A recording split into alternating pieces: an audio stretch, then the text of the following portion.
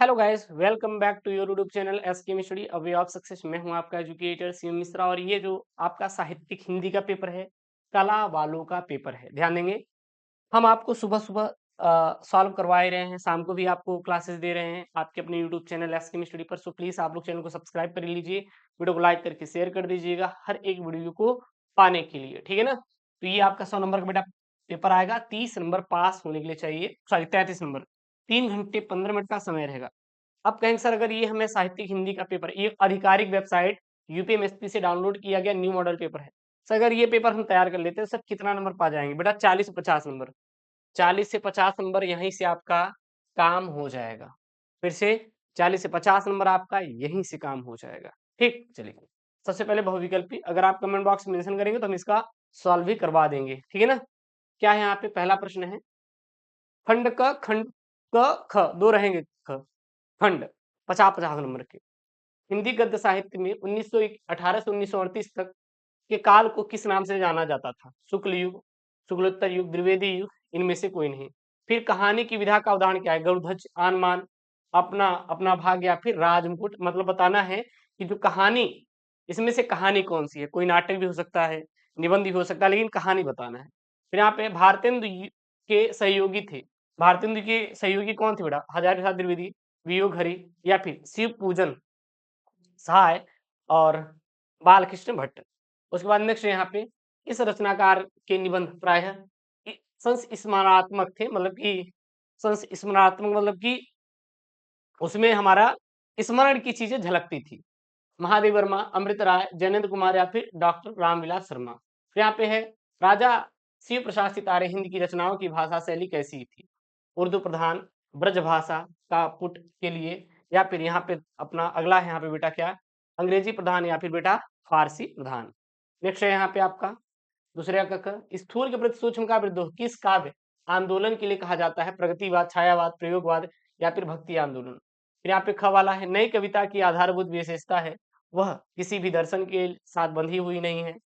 प्राकृतिक सौंदर्य का चित्रण, मार्क्सवादी विचारधारा का प्रभाव, प्रकृति का उद्दीपन रूप में वर्णन। फिर यहाँ पे प्रकृति के सुकुमार कवि कहलाते हैं प्रसाद जी, पंत, निराला या फिर महादेव वर्मा। अगला यहाँ पे है एक भारतीय आत्मा किसे कहा जाता है? माखनलाल चतुर्वेदी को, हरिवंश राय बच्चन को, दिनकर को या फिर श्याम नारायण पांडे को। प्रयोगवादी कवियों को राहों के अन्वेषी किसे कहा जाता है बेटा?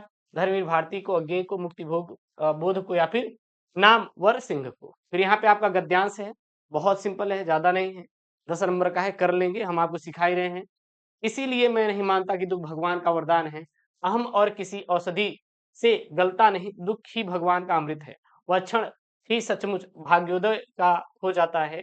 अगर हम उसमें भगवान की कृपा को पहचान लें, उस क्षण यह सरल होता है। हम अपने से मुड़े और भाग्य के सम्मुख हों, बस इस सम्मुखता की देर है और भाग्योदय हुआ रखा है। असल में उदय उसका क्या होना है, उसका आलोचक तो कण कण में व्याप्त सदा सर्वदा है, सर्वदा ही है। उस आलोक के प्रतिफुलना हमारी आंखों का हो जाए, बस उसी की प्रतीक्षा है। साधना और प्रयत्न सब उतने मात्र के लिए है और प्रयत्न और पुरुषार्थ का कोई दूसरा लक्ष्य मानना बहुत ही बड़ी भूल होगा। ऐसी चेष्टा व्यर्थ सिद्ध होगी। सबसे पहला प्रश्न है आपको उपयुक्त गद्यांश का संदर्भ लिखिए, रेखांकित अंश की व्याख्या कीजिए। लेखक ने दुखों को ईश्वर का वरदान क्यों माना है? सुबह जब लाइव क्लास में आएंगे ना तो हम इसको समझाएंगे वहां पे, ठीक है ना?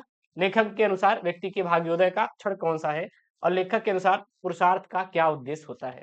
वो नहीं आ रहा है बेटा, अथवा हम ये कर सकते हैं, हमारी युवा शक्ति के संपर्क कायम करने के लिए मेरे फैसले का आधार भी यही रहा है। उनके सपनों को जानना और उन्हें बताना, अच्छे भरे भरे पूरे और सुख सुविधाओं से पूर्ण जीवन के सपने देखना और फिर स्वर्णिम युग के लिए काम करना सही है। पर आप जो भी करें वह आपके हृदय से किया गया हो। अपनी आत्मा को अभिव्यक्त दें और इस तरह आप अपने आस-पास प्यार और खुशियों का प्रसार कर सकेंगे। पहला प्रश्न यहाँ पे उपयुक्त गद्यांश का संदर्भ लिखिए, रेखांकित अंश की व्याख्या कीजिए। स्वर्णिम युग के लिए कार्य करना कब सही है और लेखक का युवा शक्ति से संपर्क कायम करने के लिए फैसले का आधार क्या रहा है? और अव्यक्त तथा प्रसार का आपको अर्थ बताना है। फिर यहाँ पे पद्यांश है, बहुत सिंपल है, कुछ नहीं है, कर लीजिएगा। नहीं आएगा कमेंट बॉक्स में मेंशन करना, हम सॉल्व करवा देंगे, इसको लेके परेशान मत होना। यही आता है इस जन्म मन में, छोड़ धाम धन जाकर मैं भी रहूं उसी वन में। प्रिय के व्रत में विघ्न विघ्न न डालूं, प्रभु निकट भी दूर, व्यथा रहे पर साथ साथ ही समाधान भरपूर। वर्ष हर्ष डूबा हो रोदन में, यही आता है इस मन में। उपयुक्त पद्यांश का संदर्भ और कविता का नाम लिखिए। उपयुक्त पद्यांश में कौन सा रस प्रयुक्त हुआ है? रेखांकित अंश की व्याख्या कीजिए। प्रभु निकट भी दूर से क्या अभिप्राय है, मतलब क्या समझते हैं? उपयुक्त पद्यांश में कौन सा अलंकार यहाँ पे बेटा किया गया है उपयोग? उसके बाद अथवा मुँह नहीं आ रहा तो ये कर सकते हैं, असलता की सी लता, किंतु कोमलता की वह कली, सखी निरवता के कंधे पर डाले बाह, ठाह सी अंबर पथ से चली, नहीं बजती उसके हाथों में कोई वीणा, नहीं होता कोई अनुराग राग अलाप, नुपुरों में भी रून झून नहीं, सिर्फ एक अव्यक्त शब्द सा चुप चुप चुप है, गूंज रहा सब कुछ। सबसे पहला प्रश्न, उपयुक्त पद्यांश के कवि शीर्षक का नाम लिखिए। कवि ने संध्या का चित्रण किस प्रकार किया है? रेखांकित अंश की व्याख्या कीजिए। अनुराग और अव्यक्त शब्दों का आपको विलोम यहाँ पे लिखना है। और असलता की सी लता में कौन सा अलंकार है? फिर यहाँ पर बेटा ध्यान देना, जो आपके कला वाले रहेंगे यहाँ पे चार चार आपको जीवन परिचय देखने मिलेंगे। कितने मिलेंगे? चार चार। 5 नंबर का आएगा जयनेंद्र कुमार, डॉक्टर एपीजे अब्दुल कलाम, हजारी प्रसाद द्विवेदी, हरिशंकर प्रसाद। क्या है, कई बार मैंने समझाया भी है आप लोगों को।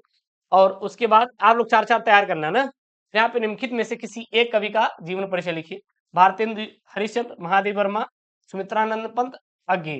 केवल आप जन्म, मृत्यु, जगह, पता, स्थान, माता पिता का नाम याद कर लेना, रचनाएं, बाकी कुछ मत याद करना, ठीक। उसके बाद बेटा कहानी, तो कहानी में खून का रिश्ता, बहादुर, पंचलाइट और लाठी वाला तैयार कर लेना, मोर देन सफिशियंट है। सौवृत्त खंड का भी ये तो आपके जिले के अनुसार ही लिखना है, तो इसमें हम ज्यादा कुछ नहीं बोलेंगे, ठीक है ना। और ये तो सेम टू सेम है, जैसे कि आप साइंस वालों की तरह ये भी हमारा है यहाँ पे।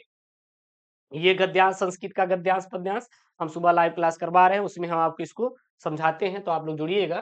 तो इसको स्क्रीनशॉट कर लीजिए, कर लीजिएगा ना, चलेगा। और ये आपका श्लोक वाला है। फिर यहाँ पे आपको संस्कृत का 2 प्रश्नों का उत्तर देना है। विद्यार्थी किम हाँ तजेत और वर्षा काले पर्व। अरे मुझे संस्कृत नहीं आती, पढ़ने की कोशिश कर रहे हैं, लगे गरियाने गुरु जी को आती नहीं है ना, देख लेना।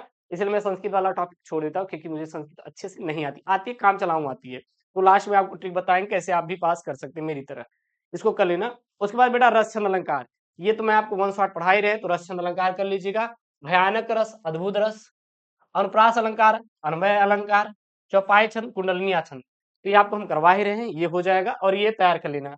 बेटा निबंध सेम टू सेम आपके साइंस वालों बच्चों की तरह, यहाँ पे आतंकवाद समस्या समाधान, एक रोमांचक बस यात्रा, मेरा प्रिय उपन्यास प्रेमचंद्र, उपन्यासकार प्रेमचंद्र, शिक्षा में खेल कूद का स्थान। फिर बेटा आपका संविच्छेद आएगा, ठीक है ना। कोशिश करेंगे मैं आपको एक वीडियो संविच्छेद पर दे दूं, आपका काम हो जाएगा। जैसे यहाँ पे नैनम का संविच्छेद, उल्लेखक का संविच्छेद पूछा है। फिर यहाँ पे किसका पूछा है भैया, परिसेते का संविच्छेद बोला है। फिर यहाँ पे समास विग्रह बोला है, चंद्रशेखर का, घनश्यामा का, यथाशक्ति का, प्रच्छतम का, ठीक है। और फिर यहाँ पे आपको बोला है कि भैया आप लेटर लिखिए, पत्र लिखिए।